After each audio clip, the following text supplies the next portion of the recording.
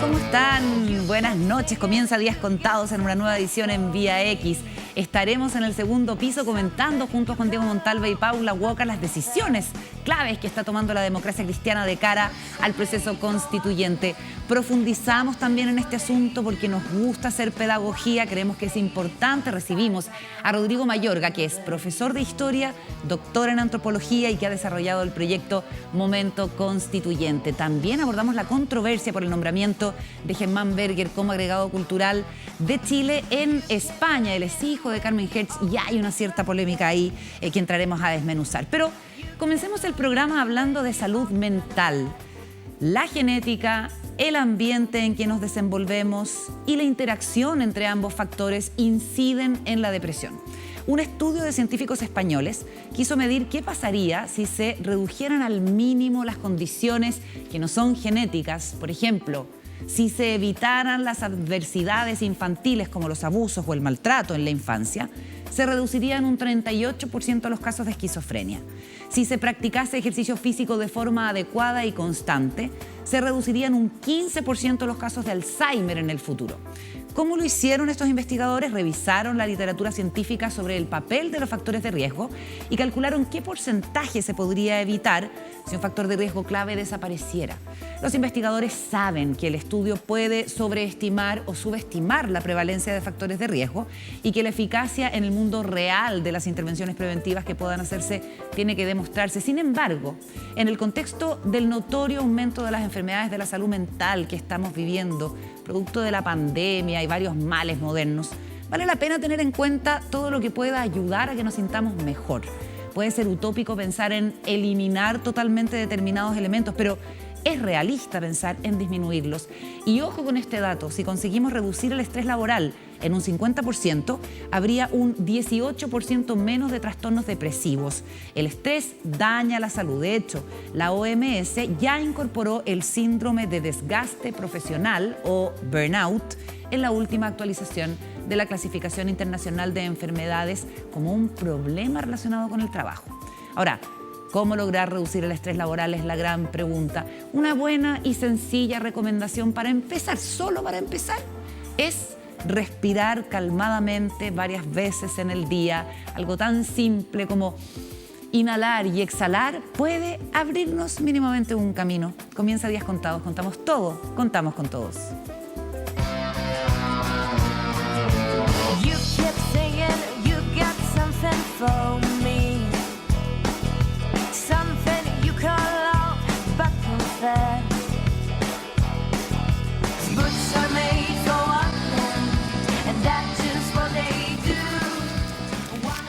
Muy buenas noches, Paula Walker, ¿cómo estás tú? Hola, Carolita, buenas noches. En este día martes muy noticioso. ¿Cómo estás, Juan Diego? Muerto de frío. Sí, no, estamos todos entumidos. 0 grados hoy día en la mañana. Sí, no, una jornada terrible. Yo quiero que pase rápido esto, porque además cuesta literalmente concentrarse. Pero nos vamos a concentrar porque hay mucho tema que comentar y vamos a abrir, de hecho, el segundo piso porque hay definiciones claves de los partidos políticos en estas horas de cara al plebiscito de salida.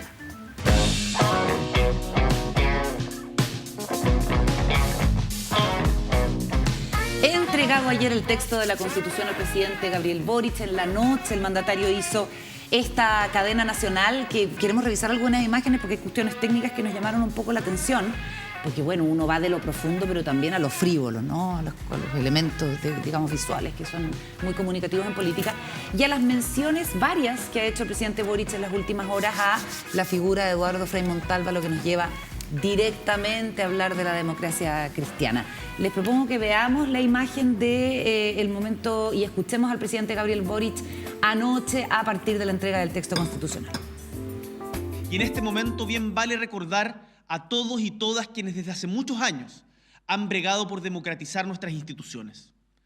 A todos ellos les recuerdo a través de la memoria del presidente Frei Montalva, quien tempranamente en 1980, durante nuestro periodo más oscuro, alzara la voz llamando a una asamblea constituyente. La historia no parte con nosotros. Somos solo un eslabón más de la larga historia republicana de nuestra patria. Esto es importante y algo de lo que todos y todas debemos sentirnos profundamente orgullosos. Cuando nos enfrentamos a la crisis social, institucional y política más difícil de las últimas décadas, nuestra manera de resolverla como país fue con más democracia y no con menos. El presidente está posesionado en su rol y en su momento constitucional. ¿Qué nos llamó la atención visualmente, Paula Walker, para empezar? O sea, lo primero me parece importante, o sea, a mí me gusta el recurso de que se use la cadena nacional, primero porque irrita mucho a los oponentes, porque al final es una facultad que solo la usas cuando estás en el gobierno, en el fondo. Y yo pienso que sus asesores y asesoras lo que ven es que cuando el presidente está y el presidente habla, suben, que fue lo que pasó con el discurso de junio, ¿se acuerdan?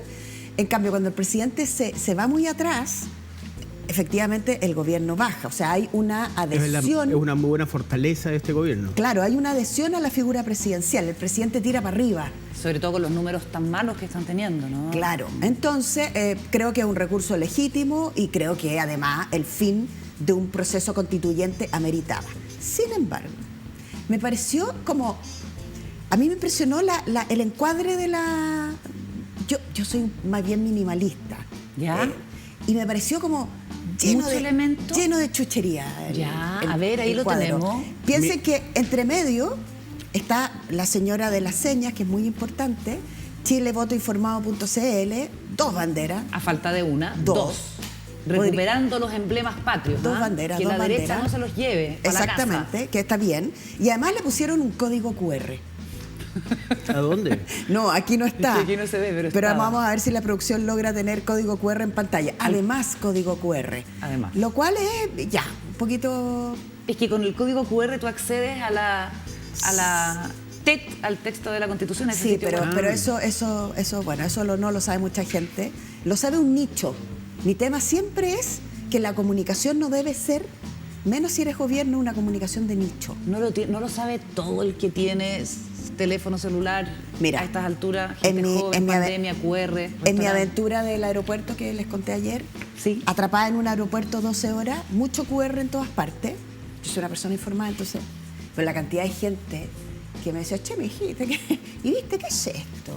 Código ¿Cómo se hace? ¿Cómo se funciona usa? esto? ¿A dónde me lleva? O sea, Así no es. es cierto que todo el mundo... Pero- Pero bueno, y lo otro es que ¿no les pareció raro como que el presidente aparecía como recortado contra el fondo? ¿No? Un poco. Parecía encontraron? como que fuera un croma y no el fondo de uno de los ¿Qué es salones de la un moneda. croma?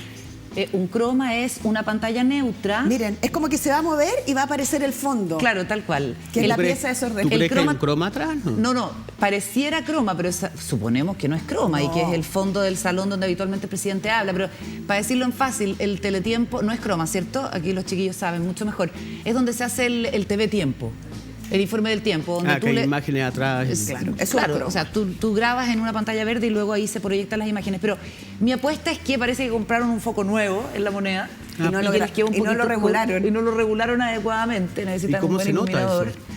eso? Se nota porque queda demasiado recortada la figura del presidente del fondo, a no ser que haya habido un enfoque de la cámara. Bueno, en fin, son cosas técnicas. Y también lo otro es que yo creo que el teleprompter donde el presidente va leyendo Está un poco está alto. un poquito corrido. ¿Se acuerdan una cadena que hizo Andrés Velasco para anunciar algo en el gobierno de Bachelet 1 y que salió mirando así? O sea, el teleprompter, el foco Bueno, de la pero cámara estaba él no allá, el era- teleprompter estaba acá, porque se corren. Sí. Y él no era una persona... Era un poquito robótico. Sí, sí, sí. El presidente estaba un poquito robótico. A mí, no, Diego. yo celebro la cadena, yo creo que se instaló ese recurso y es bastante bueno. Le permite a él desplegar su gran don de la palabra, ¿no? Que es bastante bueno. ¿Qué te pareció que mencionara a Eduardo Frei Montalva más de una vez?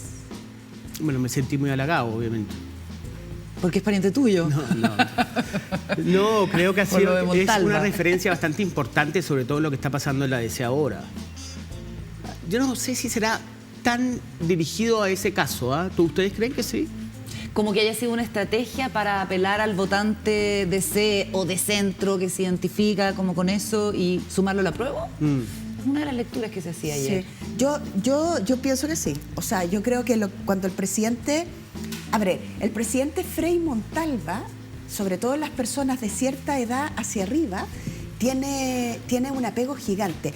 Yo les voy a contar una anécdota bien cortita, pero me acuerdo que en la primera campaña, cuando estuvimos en Chiloé con la presidenta Bachelet, Ya.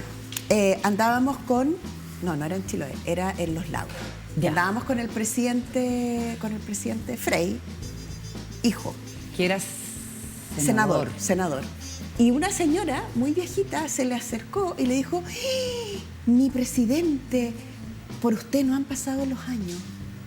Pensando que era el presidente Frei Montalva. Fue súper bonito. Qué Ahora, la bonito. izquierda no quiere mucho a Frei Montalva. No, la izquierda, te digo, el tema, por el ¿Tú tema del dices el golpe pueblo militar. o la izquierda? No, yo lo que digo es que políticamente el presidente Frei Montalva fue un presidente bastante progresista. Fue un presidente... Hizo cosas muy relevantes, no solo desde el punto de vista de la reforma agraria, que es algo que todo el mundo más o menos tiene una idea, ¿no? Lo que significó empoderar, modernizar el campo, las clases más populares, los trabajadores, las mujeres, el aborto terapéutico. No, el Entonces proyecto de la DFL2, el tema del cobre, hay varias cosas que son... tal cual. Hay restitución de tierras indígenas Además, también. la combinación del presidente Frei Montalva y el presidente Allende en términos de avances progresistas en el país fue muy grande. Entonces, la clase política le tiene mucho respeto al presidente Frei Montalva y las personas le tienen mucho cariño. Entonces, cuando el presidente Boric en la mañana y en la cadena menciona al presidente Frei Montalva, le está haciendo un guiño, por cierto, a la democracia cristiana, ¿Y al electorado mayor, quizá? al electorado mayor y a las personas que se identifican con el camino del medio, a las personas que dicen, yo quiero algo de a poquito que cambie, pero que no genere caos. Y la estrategia de la derecha ha sido mencionar cómo la convención es refundacional, caótica, termina con instituciones de la República. Así que creo que sí, es una seña. Oye, vamos a lo que va a pasar mañana. Mañana es la Junta Nacional de la Democracia Cristiana, donde el presidente del partido, Felipe Del Pin, ha insistido en que tiene que tomarse una definición política, que el partido no le puede ser indiferente el camino a tomar. ¿Te acuerdas que la senadora Paulina Núñez nos decía el viernes acá que se encontraba con Del Pin en el Congreso y le decía, alcalde, no choque contra la realidad? O sea, hay mucha gente en el partido que va a votar por el rechazo, más allá de que se tome una definición. Hay 7 o 9 expresidentes que firmaron una carta por el rechazo.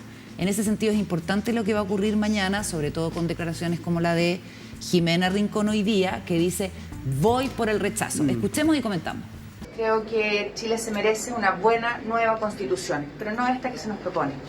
Esto no es entre derechas o izquierdas, esto no es si votamos la constitución de Pinochet o la de Ricardo Lagos. Esto es respecto del texto de los convencionales, es el texto propuesto del año 2022.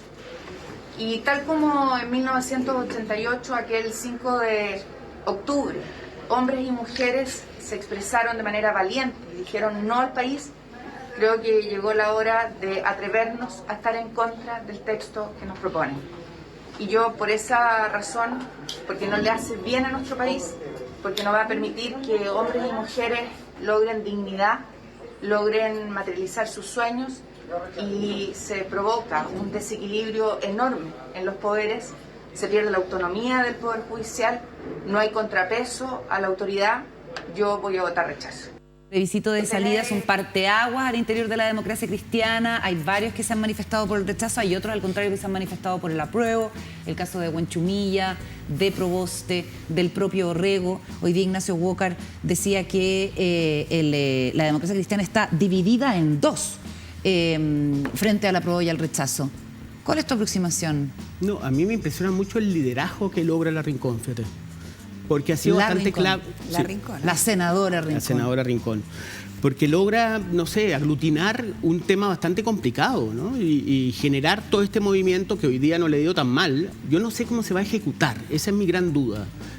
Cuando pasa a la Cámara de Diputados, ¿cuál va a ser el efecto? Hoy día habían parlamentarios que le exigían a la derecha el compromiso de cambio en el caso de que ganara el rechazo. Y en ese sentido yo creo que la Rincón está corriendo con su idea, pero no sé si va a tener éxito, ¿no? Y en ese sentido ella gana como líder. Claro, porque que no deja de ser. se logra aprobar, además, hay que decirlo, otra de las noticias del día en la Comisión de Constitución del Senado, la reducción del quórum a 4/7 para hacer modificaciones constitucionales. Pau. Sí, lo primero, esto de que la DC esté dividida en dos, a mí me parece una exageración. O sea, primero yo creo que nadie sabe, de verdad, si puede tener antagonistas a la idea del apruebo, que son las personas que votan rechazo, ¿no es cierto? Dentro de la democracia cristiana, que efectivamente hay algunos, pareciera ser que el expresidente Frey se inclina hacia el rechazo, pero su hermana, Carmen Frey, se inclina más bien hacia la apruebo. ¿Sí? Por eso digo se inclina. ¿Y lo de Frei Ruiz Tagle es un dato? O es una... También dijo se inclina, que es como una versión intermedia. Habló. Todas las señales indican que, perfecto, que como que la cosa está ahí. Pero sin embargo, a mí me ha tocado por mi trabajo, por lo que hago, ver cómo en el territorio los dirigentes y las dirigentes de demócratas cristianos, en las alcaldías, en los lugares, trabajan súper bien, no con la derecha, ellos trabajan súper bien con la centroizquierda. ¿Y cuál es la opinión de ellos? ¿Qué crees tú? Yo creo que en general las personas no quieren seguir, los demócratas y las demócratas cristianos que tienen ficha en la democracia cristiana, no les gusta la idea de la Constitución del 80. Ahora, eso no significa que les encante este texto que conocimos ayer, el texto final. Entre el texto final y la Constitución del 80 hay, como diría mi mamá, muchos grises. Entonces qué sabia tu mamá, me encantan esos comentarios. Sí, muchos grises, o sea, porque... Saludos a la mamá de la Paula que nos vea. Sí, y ella nos ve religiosamente. Excelente. Varias veces. Más le vale. Más le vale, y tiene un problema conmigo. ¿Cuál? Las chascas. El pelo. Sí, me dice, oiga, el rulo. ¿Querés que te alices el pelo? Mi mamá se llama Nelly. Nelly, está todo bien, la chasca le aporta mucho a su personaje televisivo, la está rompiendo, una mujer muy telegénica. Bueno, continuemos con los grises. Volviendo con los grises que plantea mi mamá en la democracia cristiana, hay gente mayoritariamente que está por renovar la Constitución. Probablemente no esta, probablemente un apruebo con reformas, pero que la mitad de la democracia cristiana esté por el rechazo, como dice Ignacio Walker, yo creo que él exagera en esa opinión. RN sufrió una cosa parecida, ¿se acuerdan cuando hubo libertad de acción? RN, cuando hubo libertad de acción. ¿Piñera y Lavín? No. Justamente por el plebiscito del apruebo y el rechazo. Sí. RN, claro, sí, ¿verdad? Ya. Entonces, en ese sentido, hay historias al respecto. Ya, pero la pregunta es, ¿puede un partido político tener una postura tan ambigua, neutra, en un momento tan importante? No es en estos momentos cruciales de la historia donde los partidos políticos tienen que jugarse por algo, más allá del voluntarismo de la directiva, porque también es cierto que en la carta los expresidentes dicen hay que dar libertad de acción a los votantes. No, es tan grave, a mí no me parece, Fede. Bueno, hoy día estoy muy positivo. No, es que no me parece tan grave porque han existido muchas situaciones en las cuales ha ocurrido eso. RN, no sé. Nos falta la calavera acá. Pero no, de verdad, o sea, me parece que es el normal funcionamiento de un partido político. Imagínate los libros de historia que van a leer nuestros hijos, nuestros nietos. Yo no creo que esto era un libro de historia. ¿Este proceso constituyente? No, que la DC dijo voten como quieran. Pero cuando uno estudia la historia, los partidos políticos, digamos, están ahí como por la posición que tuvieron, ¿no? Pero mira, que son muy relevantes, se han vuelto muy relevantes y eso es probablemente lo que quede en los libros de historia sobre esta Ahora, época, ¿qué Paula? porcentaje representa la DC, o sea, en términos votantes? Lo que pasa es que... No es menor. Es que a mí lo que me sorprende en la democracia cristiana, y por eso creo que la democracia cristiana pervive, como decía... Me encanta esa palabra. Carolita pervive. En recién, pervive porque probablemente su pensamiento representa culturalmente una cosa bien importante en Chile. Si no nos explica, piensen que la democracia cristiana tenía una sola persona en el proceso constituyente. Una. Eso es súper poquito. Sin embargo, como sus valores, su historia, la reforma universitaria, todo lo que fue el gobierno del presidente Frei Montalva, pareciera representar una parte del ADN nuestro relevante, ¿no es cierto? Por eso como que la DC no muere. La ADC está ahí, pero es verdad que su indefinición genera también una pugna entre aquellos que se sienten como los... Aquí me puedo equivocar porque no soy tan experta en la ADC, pero están los guatones, que son aquellos que son como los príncipes. Y generalmente suelen estar centro-derecha. Que era Elwin, era ese grupo, el grupo... No, yo creo que Elwin no, fíjate. Sí. Que en el fondo está la élite y está luego lo que tú No, el dices, que sector son los más liderazgos conservador. territoriales. Aquí me van a matar. Que son más chascones, más de izquierda. El mundo de, no sé, por la misma Jimena Rincón y otros. Y Yo luego también están me los quedo. chascones o las chasconas. Que era Ormazábal, que vota rechazo ahora. Pero, por ejemplo, sí. Yasna Proboste, Sí, Yasna está en el mundo del PIN, claro. Carmen Frey. Entonces, son personas y hay un debate en la ADC. Ese debate, si la ADC no lo resuelve pronto, yo lo que sí pienso es que hay gente que se va a empezar a ir de la ADC. Por ejemplo, Soledad Alvear. ¿Se acuerdan de Soledad Alvear? Que están los amarillos ahora.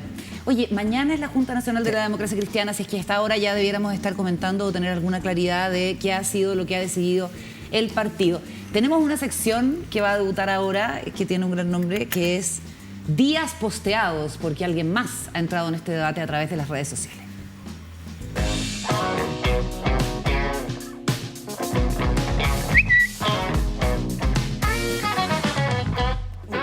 ¿Viste qué lindo?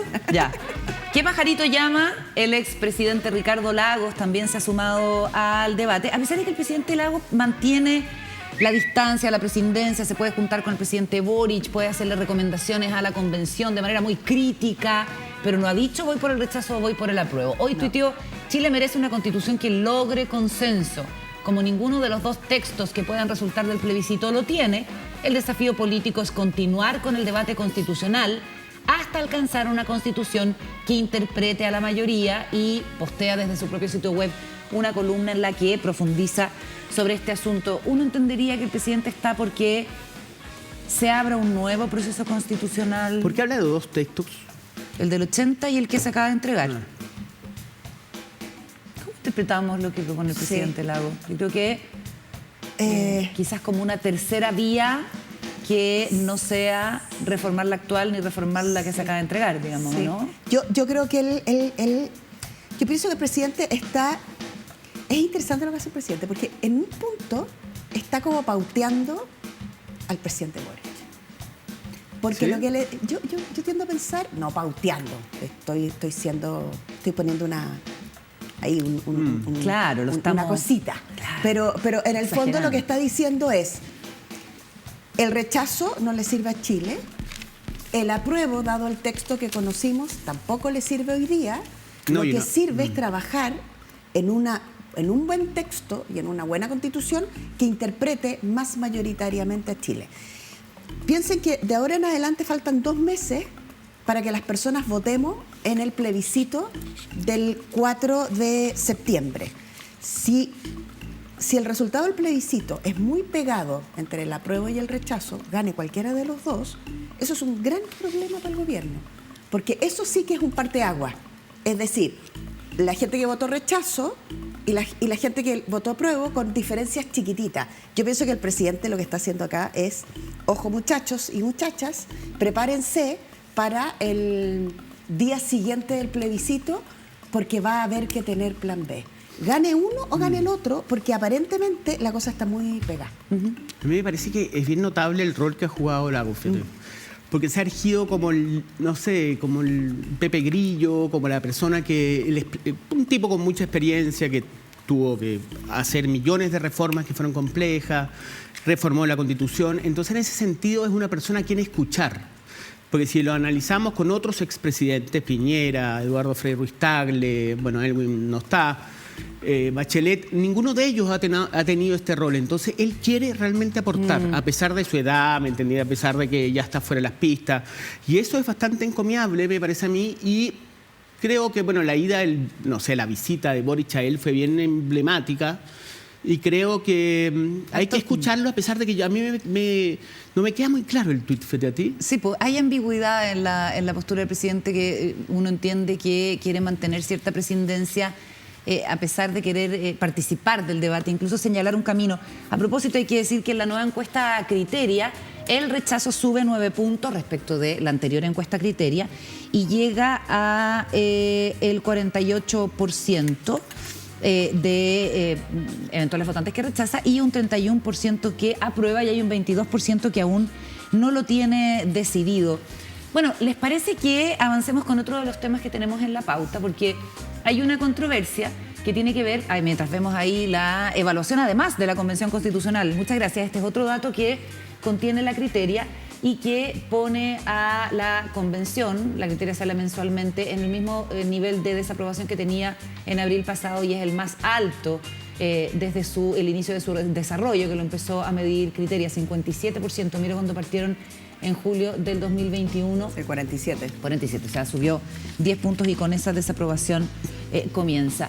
Vamos a otro de los temas del día. Vamos a hacer una asesoría express a una diputada de la República cuyo hijo ha sido nombrado en un cargo internacional que está generando cierta controversia diplomática. La asesoría express para Carmen Hertz.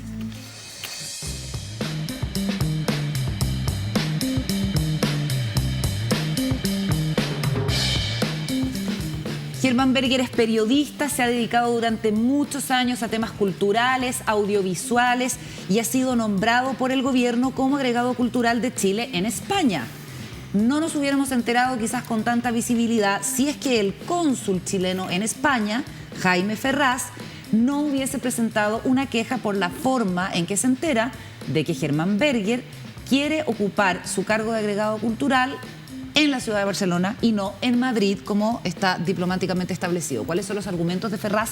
Que hay evidentemente una eventual tensión a partir del afán independentista que sabemos, por cierto, tiene Cataluña, y esto puede ser algo que podría indisponer eventualmente a la Moncloa con el gobierno chileno, ¿no es verdad?, al gobierno español, porque esto puede ser una señal en favor del independentismo catalán.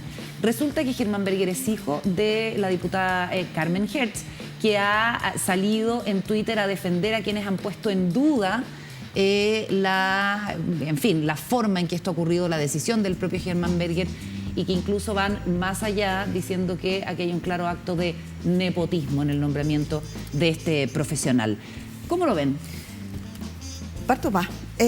A ver, algunas cositas. Lo primero es que por lo que estuve averiguando, no es primera vez que se ejerce la agregaduría cultural en Barcelona.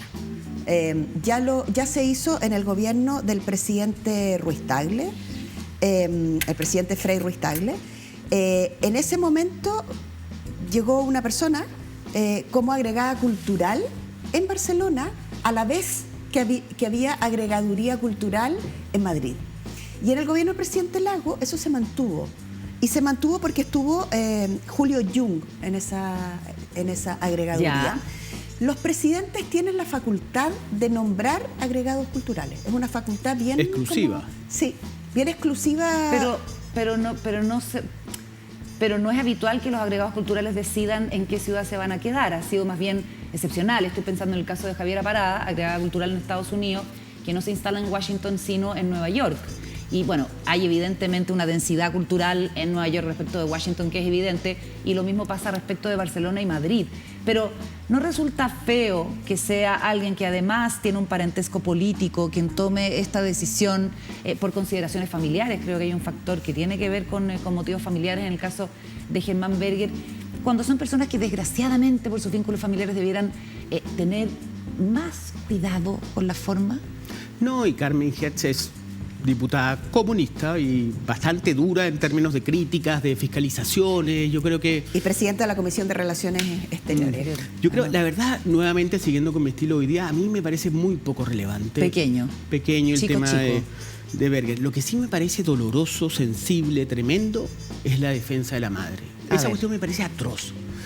Que la madre, o sea, un tipo grande, un tipo que a veces tiene cargo, es profesional, ha tenido diferentes trabajos, que sale esta noticia y que la mamá lo defienda por el Twitter me parece duro. O sea, yo creo de verdad, yo como hijo estaría preocupado, no sé, me dolería, no sé qué pasa ahí, pero ¿ustedes qué opinan de eso? A ver, veamos en días posteados lo que puso, entre otras cosas, la diputada Carmen Hertz. Aquí le está respondiendo un tuitero que menciona la noticia y la postea.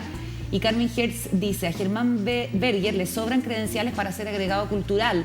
Es cuestión de leer su CV, su currículum, y es un orgullo que un hijo de Carlos Berger haya desarrollado el profesionalismo y capacidades que Germán ha desplegado a pesar del exterminio que asoló a su familia. Recordemos que Carmen Hertz estaba casada con Carlos Berger, un dirigente de Codelco. Vivían en Calama cuando, producto del paso de la caravana de la muerte, Carlos Berger es asesinado y desaparecido en uno de los casos más dramáticos de la dictadura, y que convierte a Carmen Hertz también en un símbolo de la lucha contra las violaciones de los derechos humanos y la persecución de los criminales, de lesa humanidad. Ella es abogada, es una persona sobre la cual yo creo que no existe ninguna duda de su idoneidad profesional, de su altura moral. Yo quiero decir además que fue profesora mía en primer año de periodismo, era profesora mía de elementos del derecho, y era fácil. Yo nunca me atreví a hablarle, o alguna vez le hablé. Era fascinante su clase. Yo me sentaba en el primer puesto y aprendí muchísimo. Y era un ramo anual, además, así que fue un placer tenerla como profesora.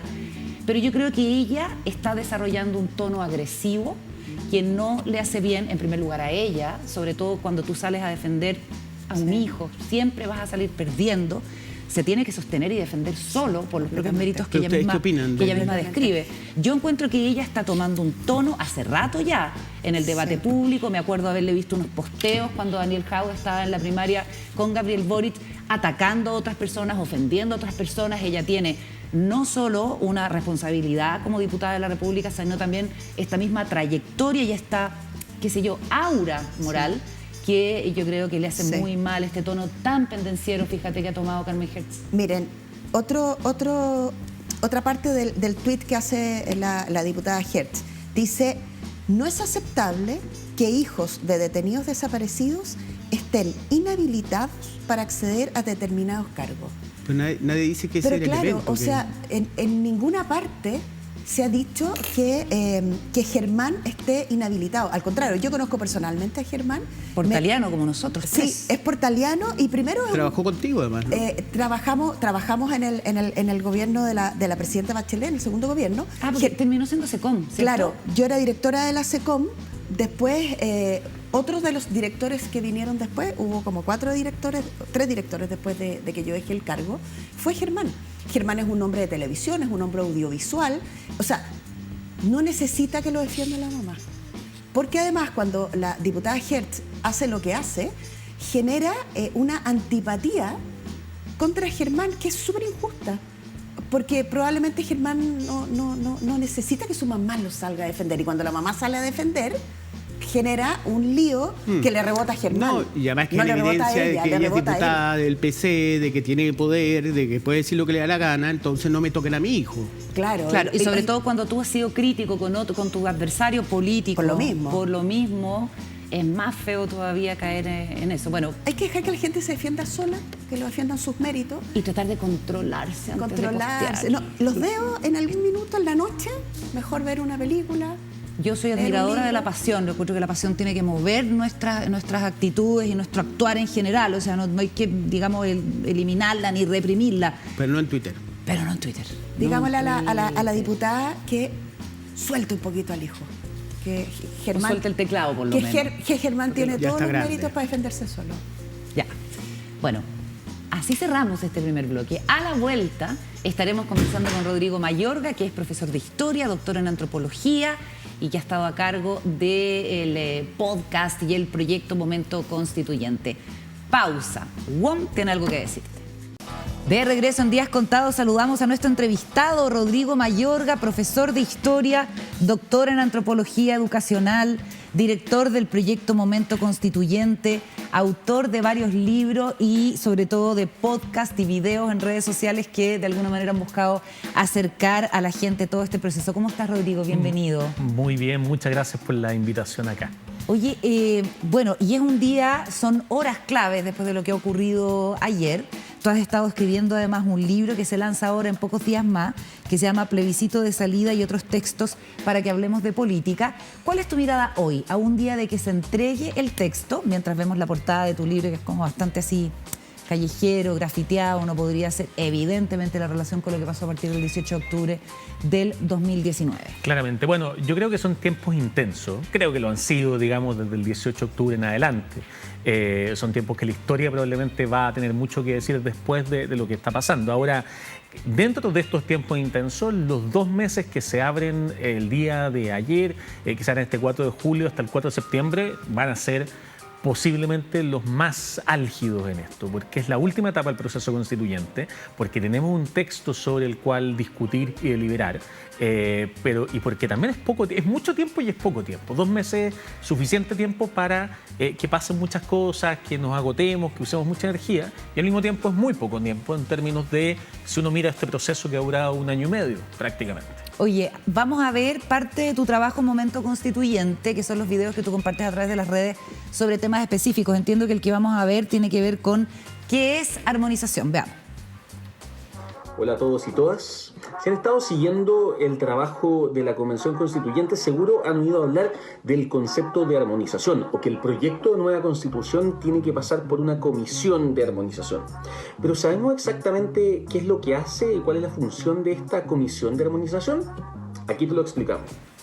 A ver, ¿cuál es el objetivo, de armarte de esta forma para comunicar, considerando que no eres abogado, pero eres antropólogo educacional? ¿Y cuál ha sido la recepción que has tenido por parte de los públicos que uno pensaría son más jóvenes en estos formatos? Bueno, yo diría, primero, claro, yo soy historiador de origen y también, claro, soy antropólogo educacional. Trabajo muchos temas sobre educación y particularmente educación ciudadana. Y una de las cosas que me ocurrió en el estallido social post-18 de octubre es que me dio la impresión o percibí que había falta de información en torno a mucho de lo que se estaba discutiendo. Incluso antes de que habláramos de la Constitución, discusiones sobre el tema del sueldo parlamentario, sobre por qué más o menos parlamentarios tiene efectos sobre el sistema político. Y en el fondo los historiadores hacemos algo que es que sabemos investigar muy bien. Y los profesores hacemos algo que es que sabemos comunicar bastante bien. Y yo además estaba terminando un doctorado que era sobre educación ciudadana, entonces estaban todos los elementos y yo creo que fue una forma también de buscar aportar a este momento crítico, entendiendo que la democracia con más información y con mejor comprensión de las opciones, de las posibilidades, se robustece. Yo siempre digo, uno no tiene que estar educado para participar de la democracia, porque la democracia tiene que ver con nuestros derechos políticos. Da lo mismo si yo estoy o no estoy educado para efectos de poder entrar o no. Pero sin duda alguna, en la medida que yo me voy informando o que voy peleando contra la desinformación, puedo abrir nuevas posibilidades. Yo creo que eso es algo que como país lo necesitamos. Y este formato se dio un poco también en el contexto del estallido después de la pandemia, un formato que permitía usar los medios virtuales y digitales y que ha tenido una recepción que yo no esperaba, eso sí lo debo reconocer. ¿Se puede hacer divulgación del proceso constituyente sin tomar una posición? Yo creo que se puede hacer divulgación del proceso constituyente sin tomar una posición, pero sin olvidar que como ciudadanos tenemos posiciones. ¿Qué es lo que quiero decir? Uno puede y yo creo que debe ser súper claro respecto a las posiciones que va tomando en el camino. ¿Y tú eres claro en ese sentido? Lo trato de ser todo el tiempo. Yo en este momento valoro muchísimo el texto constitucional entregado.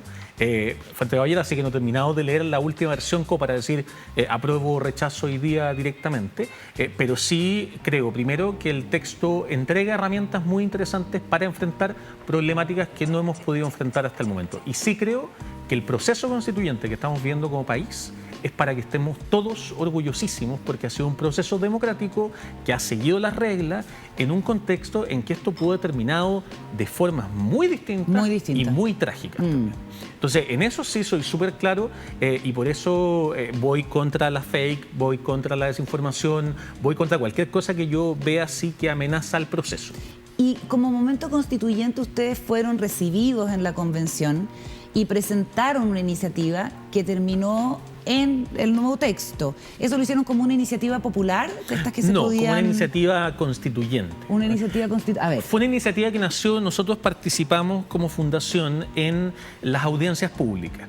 Y en esas audiencias públicas donde uno iba a presentar un poco su mirada, nosotros fuimos a hablar del tema de la educación política y ciudadana, específicamente a plantear que creíamos que eso tenía que estar no solo radicado en la escuela, sino que también en un órgano como el CERVEL, por ejemplo. Ya. Hoy día el CERVEL hace educación ciudadana, hace educación política, en el fondo explica estos distintos elementos, pero no porque sea una de sus funciones, sino que en el fondo porque el organismo ha decidido hacerlo. Ya. Y eso implica que no es una obligación y que por ende podría fácilmente desaparecer. Nosotros fuimos a plantear por qué creíamos que era muy importante que esto estuviera y por qué creíamos que en el análisis comparativo era relevante, en el contexto chileno era relevante, y tuvimos esa audiencia. Y al final de esa audiencia se nos acercó una convencional, la convencional Loreto Vallejo, para plantearnos que le había parecido muy bien, que a ella le interesaba promover una iniciativa en esa línea y si nosotros podíamos enviar el material que ellos ya disponían y estar dispuestos a a responder preguntas o lo que fuera. Perfecto. Y entonces lo que se establece en esta nueva norma que ha quedado en el texto constitucional es que entre las funciones del servicio electoral está promover la información, educación y participación ciudadana y o electoral en los procesos de democracia directa y participativa en colaboración con otros organismos del Estado y la sociedad civil. Fue aprobado en el Pleno esto por 106 votos a favor, 19 en contra y 17 abstenciones por el Pleno. ¿Quién votó en contra? O sea, ¿por qué se votó en contra? ¿Qué explicaría que se votara en contra? Fueron más bien votos hacia la derecha. Yo me atrevería a decir que hubo también cierto tema que hemos visto en la convención de que al final se votaba bien alineado dependiendo de quién lo había presentado y quién no. Entiendo que algunos argumentos tienen que ver con este miedo al adoctrinamiento, con este miedo a que el CERVEL, a que alguien pueda educar. Hay personas que no les gusta la educación ciudadana y política porque consideran que toda educación ciudadana y política, como tú bien decías hace un rato, como la hacen personas con postura, va a terminar siendo partisana o adoctrinadora. Ya. Nosotros no creemos eso, creemos por el contrario que no significa no reconocer que uno tenga postura, pero al momento de cómo lo presentamos, de cómo lo explicamos, de cómo se plantea, lo importante es entregar todas las opciones, todos los caminos que existen. Yo siempre digo como mostrar el mapa, para que la ciudadanía pueda tomar decisiones hacia dónde quiere moverse en el mapa, sin que le digan para allá te vas a caer al abismo cuando no es cierto, o que le digan para allá está todo maravilloso cuando tampoco tenemos cómo saberlo. Bueno, y las fake news o las mentiras intencionadas, divulgadas como noticias, han sido un tema en este contexto. Otro de los videos que preparaste tiene que ver con eso, el momento constituyente. Vamos a ver el video y nos incorporamos a la conversación con Paula Walker y Juan Diego Montalva junto a Rodrigo Mayorga. Te apuesto a que no sabías que el borrador de la convención obliga a todos los chilenos a cotizar en el sistema estatal de salud. No sabía eso. Hoy, FONASA. Así es, todos a FONASA. No lo sé, Rick. Veamos qué dice el borrador. El Sistema Nacional de Salud será de carácter universal, público integrado. No. El Sistema Nacional de Salud por este integrado de prestadores públicos y privados. No. Aquí está. La norma a la que se refiere el convencional dice que el Sistema Nacional de Salud será financiado a través de las rentas generales de la nación. Adicionalmente, la ley podrá establecer el cobro obligatorio de cotizaciones a empleadoras, empleadores, trabajadoras y trabajadores con el solo objeto de aportar solidariamente al financiamiento de este sistema. Aquí la palabra clave es podrá. Es distinto que diga podrá establecer a que diga establecerá. Bueno, ese es uno de los videos que sube Rodrigo Mayorga a sus redes sociales. Tu cuenta en Instagram es rmayorga. Rodrigo Mayorga C. Rodrigo Mayorga C, ahí está. Y también estás en Twitter. Ahí es R Mayorga C. Y perfecto. Y ahí entonces es bastante evidente el rol que las fake news o las mentiras divulgadas como si fueran noticias son parte de, bueno, cualquier proceso político en realidad, en cualquier parte del mundo, pero particularmente de este. Aquí con Paula Walker y Juan Diego Montalva, quien... Hola Rodrigo, buenas noches, bienvenido. Profundizamos en algunos temas. Paula. Sí, Rodrigo, yo entiendo que tú hacías clases hasta hace poquito. 2 años atrás, sí, hasta el 2020. ¿Y a qué curso le hacías clases? Entre séptimo, cuarto medio en los 12 años, 15 años que alcancé. Vale. Porque ahora hace clases en la universidad, en el Instituto de Historia de la Universidad Católica, pero eso fue profesor de Historia de colegio muchos años. Sí, es que yo tengo algunas obsesiones y una de las obsesiones es de qué manera el colegio, el liceo, la escuela, la conversación con los niños y las niñas va modelando el país que tenemos, pero también los profesores y las profesoras reciben niños que vienen de familias. Exactamente. ¿Cómo ves tú? ¿Cómo ves estas generaciones? ¿Cómo las ves? ¿De qué manera? ¿Cómo caracterizarlas un poco? Sí, entendiendo claro, que siempre todo es todo se queda corto, ¿no? Todo se queda corto y todavía la generación Z estamos viendo cómo llega la adultez y para Tal qué cual. decirlo, la alfa que ya está en Y los espacios escolares. explícale un poco a la gente la generación Z, la alfa. Bueno, ¿Qué significa cuando lo que pasa es hablamos que de eso? cuando hablamos de generaciones hablamos de cohortes de grupos etarios. Entonces, generalmente son más o menos cada 15 años, 20 Tú años. estás con puros boomer acá, ¿o no? Yo creo que Perdón, no, señora. los Pero viste millennials, cómo la hable gente por se enoja. usted. Mi hija me dice, eres una boomer, como si fuera un...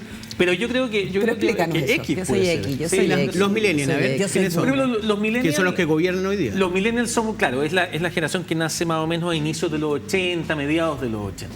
Y que termina hoy día, diríamos, a mediados de 96, los 90, 96, 97. Obviamente todo varía, y esto varía por país también, porque tiene que ver, a propósito de tu pregunta, Paula, con las experiencias compartidas. Entonces, por ejemplo, la generación millennial compartimos experiencias, por ejemplo, de no haber vivido la dictadura en Chile. No tenemos esa experiencia. Tú tienes la del presidente Boric, Yo tengo 36 años, nací en 1985. igual que la editora de este programa. Exactamente, entonces... Yo pensé que iba a nosotros- decir igual que la conductora y encontré que, francamente... Ella es No, yo editora. dije que era es que X. ella es la editora. Yo soy la Tú productora eres ejecutiva. boomer. Tú y yo somos boomer.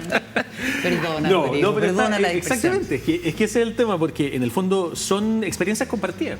Los que nacimos de esa generación no teníamos la experiencia de dictadura, no conocíamos lo que era un toque de queda. Claro. Parte de la no sabíamos, yo siempre he dicho, no es casualidad que la primera generación que salió a hacer marchas masivas eran estudiantes de 16 años en el año 2006, que habían nacido en el año 90 o en los años previos. Y Porque no efectivamente sabían la cómo experiencia- habían sido las manifestaciones previas. Lógico, no hay experiencia de miedo, no hay experiencia de preocupación, una serie de cosas. Entonces, en el fondo, las distintas generaciones van viviendo estas distintas experiencias en momentos similares de su formación. Y por eso, claro, hoy día tenemos en la escuela a la generación Centennial, que es la que nace a fines de los 90 e inicio de los 2000, que está llegando hoy día a los veintitantos, y luego viene Universitarios, en el universitarios, la gran mayoría, pero los más pequeños de esa generación todavía en el espacio escolar. Y luego tenemos lo que se llaman los alfa, que es la última generación, que son los niños que están naciendo hoy día o que están hoy día en su primera infancia. ¿Y por qué alfa? Porque se llegaron, porque por se algún dio motivo toda la partieron vuelta. X, Y, Z, que era los X, los millennials la Y y los centennials la Z, Ah, y se les volvimos acabó, alfa. en algún momento le habían puesto Ah. T por generación táctil, y después alguien de haber dicho que era demasiado complicado esto y que empezó a inventar letras, así que dijeron alfa. ¿Y quién inventa eso? No, sí, generalmente es norteamericana. Sí, Esto sí. viene del mundo norteamericano, de la De las academia facultades de norteamericana, antropología. sociología, sí, eso que nos ¿Qué? gusta inventar cosas. Pero Pero tú ¿qué le- tú le- experiencia, perdona, para terminar la pregunta, pero qué experiencia comparte la generación a la que tú le hiciste clase? ¿Cómo los viste? Por ejemplo, ¿Cómo los Tú le describirías? diste clase, perdona, a los Centennial y a los Alfa. No, yo le hice clase a millennials, porque yo partí haciendo Ah. clase el año 2006, de hecho.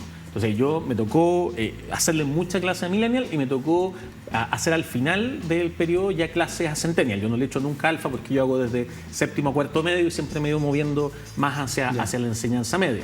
Los millennials comparten muchas cosas conmigo y eso creo yo que también permite ciertos códigos comunes, etc. Y el mundo centennial yo diría que comparte un tema en la relación con lo digital que es muy importante. Los millennials todavía somos migrantes digitales, como algunos dicen, todavía tenemos el tema primero que muchos nacimos sin que Internet estuviera difundido, la Internet 2.0, que son las redes sociales, para muchos de nosotros es del mundo de la época universitaria, entonces hemos tenido que ir aprendiendo esto y yo creo que eso nos genera un costo de entrada distinto. Y al No mismo ser nativos tiempo digitales. Exacto. Para los nativos digitales esto existió siempre, es algo dado, es algo entregado.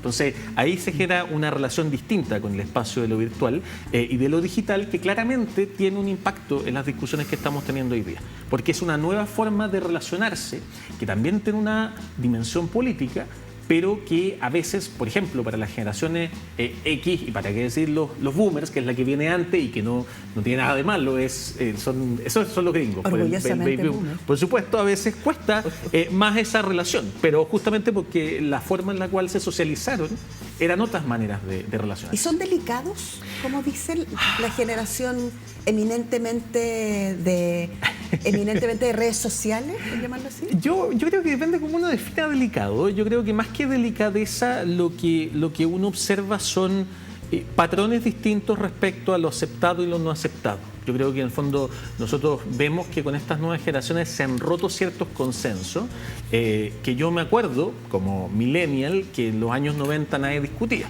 En los años 90 había una teleserie donde una religiosa dejaba la iglesia por un conductor de radio. No, por un conductor de radio, estúpido Cupido. Sí. Y al final se terminó cambiando el final porque generó indignación, generó preocupación. Y ahí uno dice, bueno, ahí también hay algo de fragilidad, sí, como de no poder enfrentarme a eso. Yo creo que no es que sean más o menos frágiles, es que lo que los impacta o lo que les molesta o lo que les preocupa es distinto y es algo que para generaciones previas no era ni siquiera un tema de discusión. Y ahí se genera ese conflicto. ¿Y son individualistas, egoístas? No sé si diría que egoístas, yo creo que individualismo sí podemos ver. ¿En qué sentido? Tiene que ver de nuevo con estas formas de relacionarse, que de alguna manera te generan siempre la lógica de lo individual, del tú a tú. No creo que egoístas necesariamente, porque creo son que de causa, son de causa y las redes permiten esto y las plataformas permiten esto también. Entonces, la lógica de la causa es bien relevante y además, debido a la fragmentación, hay una relación con la identidad muy fuerte ahí también. La causa tiene un sentido identitario y genera en un mundo donde se ha roto. Identidad de grupo, ¿no? Exactamente. ¿Y todo esto se ha expresado en el trabajo de la Convención Constitucional? Yo creo que uno ve definitivamente, bueno, primero los temas de identidad vemos que son relevantes. Yo creo que algunos nos tratan de plantear como que fueran una problemática y se escucha esta idea de identitario como si fuera algo negativo. Malo, claro. Pero yo creo que está respondiendo justamente a eso, que es algo que estamos viendo con la ciudadanía a nivel mundial. O sea, las causas son relevantes porque se han roto los consensos, porque de alguna forma este mundo bipolar también se ha roto, donde hay una disputa por cuál es la causa que se impone. Y eso creo yo que ha estado súper presente. Ahora, el tema de las redes sociales, ¿para qué decir? Pero una cosa es la causa y otra cosa es cuando llegas al poder y te encuentras con el realismo político. ¿Cómo puedes administrarlo? Que es lo que le pasa ni más ni menos que a la generación que está gobernando, ¿no? Y porque tiene que relacionarse con otras generaciones también, porque una generación puede llevar adelante sus causas o sus formas de ver el mundo, pero cuando yo estoy en política tengo que relacionarme con las formas de ver el mundo del resto de la ciudadanía, y esa ciudadanía está compuesta por distintas generaciones. Entonces, lo peor que puede hacer una generación es tratar de imponer su visión y su forma como algo absoluto. O trabajar solo sin las otras generaciones. Oye, Rodrigo, a mí me impresiona tu currículum. Tenía un currículum espectacular. Estudiaste licenciado en Historia en la Católica, magíster en Historia de la Católica, máster en Educación en Columbia University, una de las universidades más prestigiosas de Estados Unidos, doctor en Antropología y Educación en la Universidad de Columbia también. ¿Cómo llegaste? ¿Por qué te dedicaste a algo tan de terreno, tan social y lejos de la alta academia, como es trabajar con colegios, ser profesor de colegio, trabajar en redes sociales? Educación ciudadana. Educación ciudadana. ¿Cómo que...? Ha sido un camino de irlo descubriendo y de mucho agradecimiento, porque yo creo que ha tenido buenos encuentros. Yo era de las personas que decía, jamás en mi vida voy a ser profesor. Me acuerdo lo dicho como en séptimo básico, decía como, esto es lo peor. Cuando eras un adulto. Cuando un adulto, una persona clarísimo, arreglada y todo el cuento. Odiando al profe de la clase. Ni siquiera así, pero como diciendo, pobre profe, como que todos lo molesta, nadie lo pesca, como esa sensación y puche, tan difícil esta carrera. Y después estudié Historia, pensando sobre todo en temas de análisis internacional, quería ser periodista en algún momento, quería combinar los dos elementos y me enamoré de la historia y la forma de ver el mundo de la historia que tiene esa disciplina. Y entre medio de eso, en algún momento traté de llevar a un colegio en el cual yo había estado, esto en una lógica, un taller junto con un muy buen amigo mío, José Manuel Morales, que de hecho también tiene una columna compartida conmigo en el libro. Tratamos de llevar esto como una especie de taller, pero un poco como en la crítica, como diciendo, esto es lo que no hacen los colegios, esto es lo que no hace la escuela, no hace la educación. Y estando ahí hubo un problema con un profesor, que faltaba un profesor por una cosa, el colegio estaba menos esperado, era marzo, y alguien dijo, bueno, Mallorca estudia Historia, está en esto, lo conocemos, ¡pum! Y yo me digo, bueno, claro, universitario todavía, esa posibilidad, y ahí me encontré con la educación. Y me enamoré como me he enamorado con la historia. Yo creo que también ha sido un proceso de enamorarse a veces por casualidad. Pero el tema en la sociedad civil, como tratar de... Bueno, ahí ha habido, yo diría que una última parte, porque yo he tomado el foco siempre en la educación ciudadana. A mí me ha interesado mucho como historiador, soy historiador de la educación, he trabajado el tema de cuándo se genera la educación ciudadana en Chile, he visto cómo la relación con la educación histórica es muy fuerte y por otro lado también como profesor comparto esa idea, pero me parecía que no estaba probada, fundamentada, como que era algo que asumíamos todos. Y ahí uno empieza a disputar el sentido común. Un sentido común que no se sustenta puede ser frágil. Y eso me fue llevando a ir variando, no quedarme en la historia, que era también un camino en algún momento, ser historiador, especializarme en una época, en todo, y empezar a buscar otras herramientas. Y ahí fui derivando hacia la educación, fui derivando hacia la antropología, y como digo, me seguí enamorando y por lo tanto seguí ese camino también. Y eso me ha entregado herramientas, creo yo, que en el contexto actual histórico chileno, en el contexto del estallido, del proceso constituyente, han sido productivas y han sido útiles. ¿Y tiene efectos? ¿Has logrado tener resultados? ¿Estás satisfecho con lo que hiciste y con lo que lograste? Estoy bastante contento, por ejemplo, con Momento Constituyente. Momento Constituyente partió como un llamado mío en Instagram. Cuando yo estaba empezando el proceso, yo estaba haciendo algunas charlas, algunos materiales en redes sociales, lo mismo que hago hoy día, y me di cuenta, venía de una charla en Peralillo y dije, en realidad esto es necesario, hay mucha gente pidiéndolo y yo no doy abasto. Y yo dije,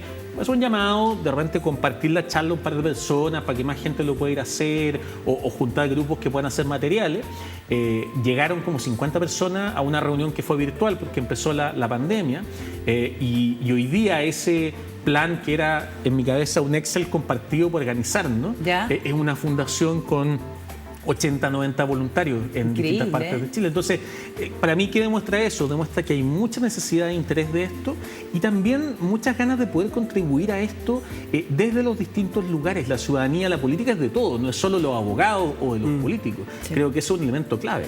Oye, Rodrigo, hay un sentido común que todos nosotros repetimos y veo que tú lo mencionabas recién como algo que has estudiado, que tiene que ver con otro Chile sería posible si tuviéramos educación cívica, que era la educación cívica, por lo menos que tuve yo en el colegio, y que era muy raro porque tuvimos educación cívica en dictadura, con todos los parches que tenían los libros de historia. La historia llegaba hasta 1900, no sé. Fría Valenzuela. Claro, 58, y después para adelante no había pasado nada. Entonces se ahorraban a Frei Montalva y se ahorraban a de pasadita Allende. Allende, claro. Por supuesto, pero en las conversaciones siempre existe esto de que si los chiquillos hoy día, las chiquillas tuvieran educación cívica, si volviera la educación cívica, tendríamos una formación distinta, conversaríamos más, bajaría la violencia, los cabros y las cabras hoy día no usarían el transporte público para quemarlo, y los institutos emblemáticos de Santiago tendrían como una forma de resolver conflictos distinta. ¿Tú qué piensas de eso? Voy a partir desde, de nuevo, Momento Constituyente. Nosotros planteamos un concepto que se llama la educación constituyente, que no pretende ser educación sobre el proceso constituyente, sino que la educación necesaria para constituirnos como comunidad política.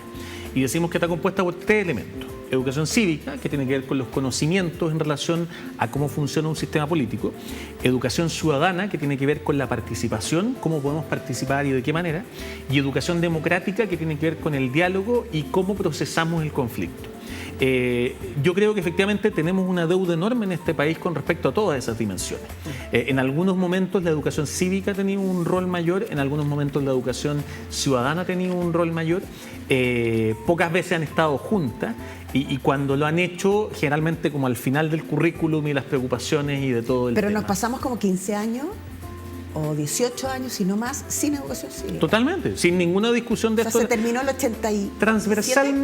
Transversalmente estaba, hay que reconocerlo, estaba como uno de los ejes específicamente en historia. Lo que pasa es que, y en todo el currículum, el problema es que, claro, se volvió tan transversal que pasó esto de que como esto es de todos, no es de nadie. No es de nadie. Y sobre todo con un sistema escolar donde las escuelas estaban muy demandadas por las pruebas de estandarizadas, el SIMS, PSU, PAA, PTU, pongámosle el nombre, ya no sé en qué sigla vamos, pero entonces eso también impactó. Yo creo que esto hay que verlo como yo siempre digo, hay una escuela una sociedad que se despolitizó y la escuela claramente tuvo un rol en esa despolitización. Pero estas generaciones sin educación cívica son las que además han salido a la calle generando movimientos políticos político es muy, muy intenso. Volviendo al trabajo de la convención, Rodrigo, otra de tus gracias es que eres columnista en el Clinic. Me dijiste que eras columnista en el Libro también, ¿o no? No, en el Clinic y estoy en Radio Universo. Ya entendí. Yo no sería sabía que era el franca. Libro o el Libro. Y dije, demasiada transversalidad. No, pero bueno. eso te iba a decir, era como la transversalidad Demasiado total. absoluta. Y escribiste esta columna que se llama Papá Ricardo, Mamá Michelle, a propósito del momento constituyente. A ver, explícanos. Esa era una columna que trataba de ver esta semana en la que, en que había salido la carta de Ricardo Lagos respecto a la no invitación a la convención. Claro. Hoy día está su tuit, así que por podemos eso, actualizarlo. claramente, me encanta el tuit porque es cierto que prueba la hipótesis.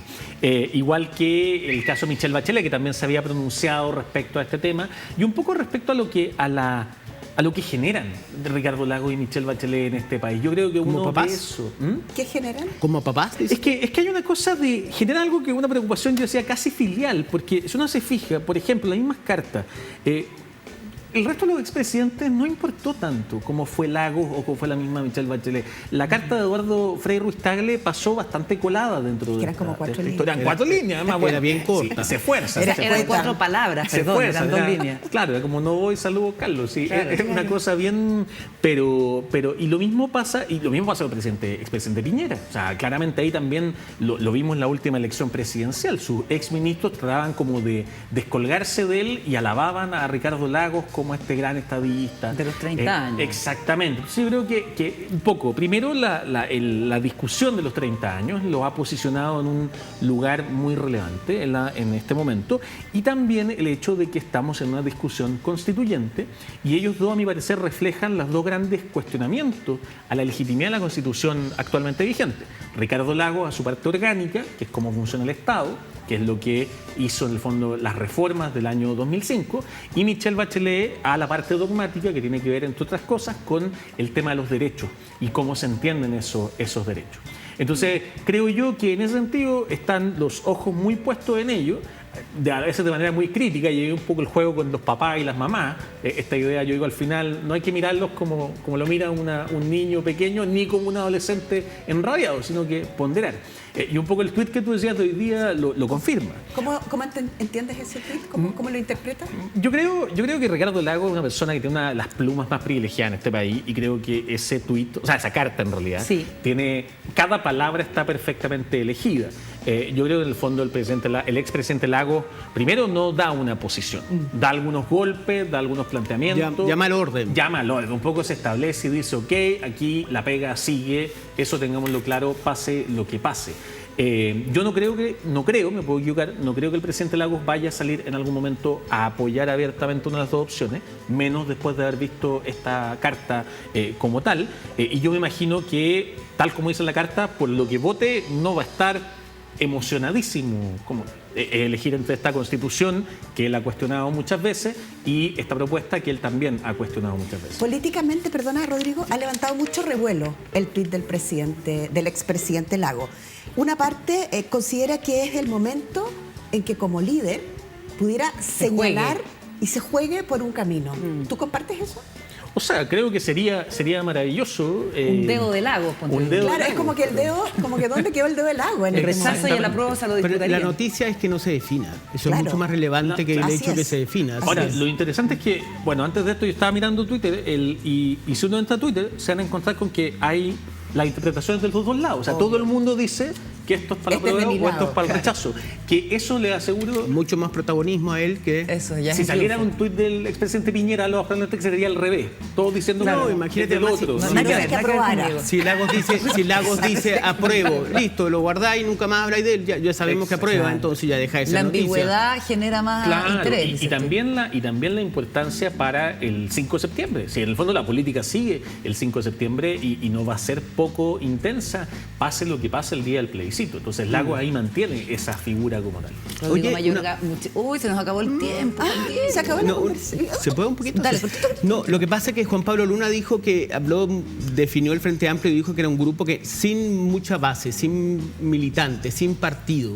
¿Cómo ves tú esta generación? ¿Cómo ves a Boric, a su lote Es una generación que se está armando. Yo creo que uno mira hacia atrás la historia, la misma democracia cristiana, la Falange Nacional, como son muchas veces grupos que irrumpen con propuestas nuevas y que empiezan a configurarse. Yo creo que hoy día el gobierno, una de las cosas que es importante de este gobierno es que va a ser muy incidente respecto al futuro de esta propuesta del Frente Amplio. Puede ser una manzana envenenada como puede ser un gran regalo. Ahora, eso queda en manos de estos grupos, pero a mí parece que es una generación política nueva en un espacio que vemos muy fragmentado. Ya la lógica izquierda-derecha más tradicional de la década del 90 ya no corre. Lo vimos en la elección presidencial pasada con 5 candidatos sacando menos del 30% y más del 10%. Así. Un consejo para papás, mamás, tías y tíos que se relacionan con los... Alfa. No con los alfa, con la anterior. Con los Z. centennials. Con los Z. Un par de consejitos. Un par de consejos importantes. Yo creo que uno es empezar a entrar en redes sociales. Eso es algo que a veces cuesta, a veces los papás sobre todo dicen, ¿por qué?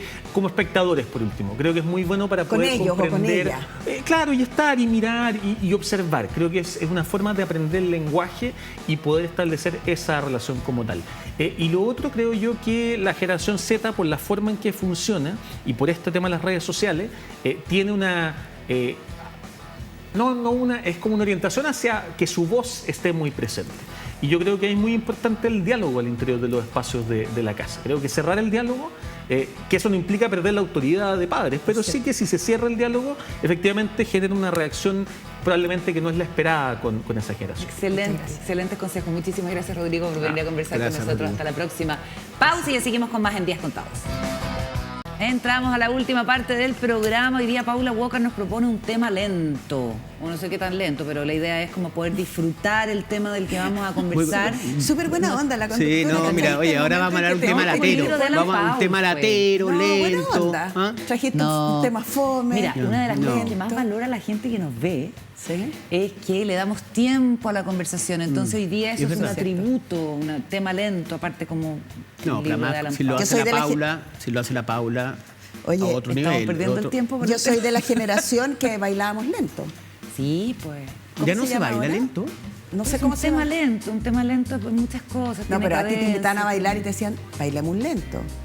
Tú Se llama decías, los quiero blues. salir con Los no blues. sé qué, me quiero bailar un lento. Ya, los ok. blues le decían los viejos. Sí. Ya, vamos con tu tema. Vale. No, yo quería hablar de una encuesta, que es una encuesta que hizo la Universidad Católica y la Asociación Chilena de Seguridad, sobre cuán solos y solas nos sentimos las personas que habitan Chile. Mira, partimos hablando de salud mental y vamos a cerrar hablando de salud mental. Es que estamos O salud emocional. coordinadas. Oye, ¿por qué es importante esto? Por distintas cosas, pero yo quiero resaltar 2 cosas. La primera, que antes de la pandemia y después de la pandemia, las personas se sienten igual de solas. O sea, no es que sea una herencia post-pandemia. El 20% de las personas mayores de 18 en Chile, De 18. mayores de 18 años, no estamos hablando de las Viejitos. personas mayores de la tercera edad, estamos hablando Un de quinto de la población adulta. exactamente, un quinto. 1 de cada 5 se sienten solos, se sienten aislados por otros y se sienten que les falta compañía. A pesar de que sabemos que sobre un 80% de las personas interactúan con alguna red social, desde WhatsApp hasta Facebook, que es la más masiva, ¿no es cierto? Entonces, nuestra interacción en redes sociales no resuelve nuestra, La a soledad. propósito de lo que estábamos conversando recién. Eso es lo primero. Lo segundo es que las mujeres nos sentimos más solas que los hombres. Es decir, las mujeres, si el promedio es un 20%, las mujeres declaran en un 26% Chuta. sentirse más solas Un que... cuarto, más de un cuarto Sí, de la población sentirse más adulta. solas que los Y eso varones. por el cuidado de los hijos, por estar dedicada a la casa. ¿Por O qué? sea, piensa que hay mucha mujer jefa de hogar, hay muchas mujeres dedicadas al cuidado, De al sus cuidado. padres, de sus hijos. Sí.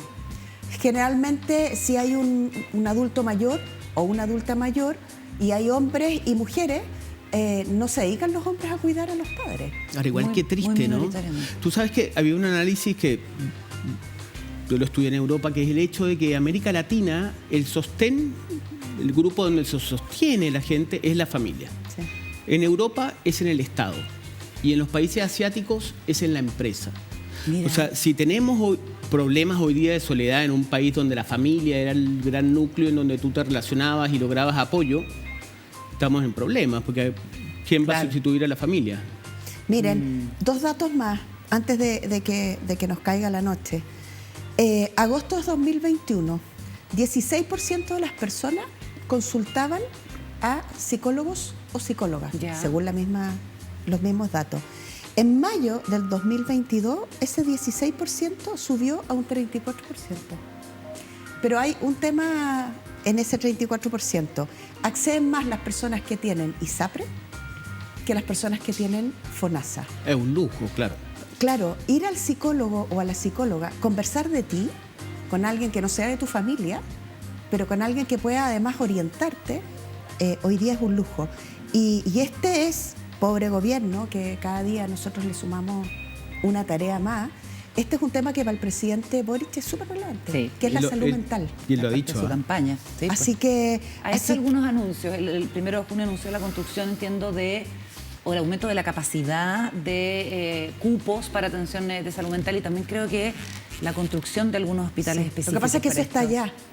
Sí. Y la salud mental es hoy día, es aquí y ahora, como diría el protagonista de la jornada política, por lo menos. El Ricardo Lagos. Ofrezco relaciones aquí y ahora. Qué gran frase. Salud mental aquí y ahora. Oye, salud mental aquí y ahora, realmente un tema importante. Y con ese tema cerramos esta edición de Días Contados, agradeciéndole como siempre la compañía. Recuerden que pueden seguirnos en nuestro canal de YouTube y que todos los días tenemos un nuevo capítulo para compartir con ustedes. Muchísimas gracias, Juan Diego. Gracias a ti, Carla. Que estés bien, Paula. Hasta la próxima. Chao, buenas noches. Chao, chao, que estén bien.